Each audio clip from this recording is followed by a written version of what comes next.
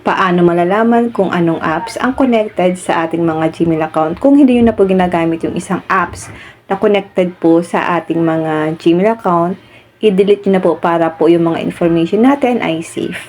Ngayon, open lang natin ang Gmail app. And tap lang natin yung profile icon natin sa taas. At lalabas dito yung mga Gmail account natin. Ngayon guys, pipili lang kayo dito ng Gmail account na meron pong apps na connected sa inyong mga Google account. Halimbawa guys, ito na. Okay na to sa akin. So tap lang natin ang manage your Google account. Scroll down, tap lang natin ang third party apps.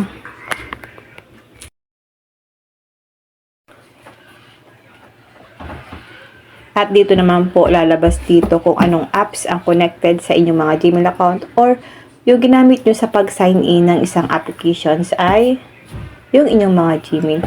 Meron po kasing mga apps na kailangan nating i-sign in ang ating mga Gmail account. So dito guys, makikita nyo po na meron akong apps na connected sa aking Gmail account. So tap lang natin.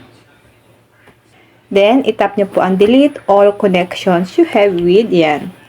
Tap lang natin ito. Delete the connections do you have with. So, itap lang natin ang confirm. So, ayan guys. You're no longer connected to.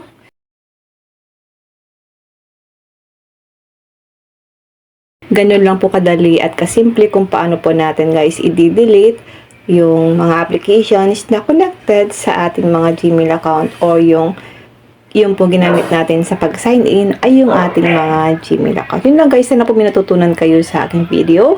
Huwag nyo lang pong kalimutan na i-follow ako at i-share ang ating video para malaman din po ng iba kung paano po natin i-delete yung applications na connected sa ating mga Gmail account. Yun lang guys, and now thank you for watching. Mag-comment lang po kayo sa comment section kung may mga tanong kayo.